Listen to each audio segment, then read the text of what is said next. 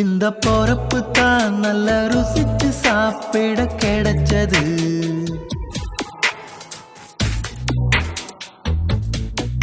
அத நினைச்சுத்தான் மனம் உலகம் முழுவதும் பறக்குது. அட சுட சுட அட சுட சுட அந்த மதுர மல்லிப்பூ இட்லியே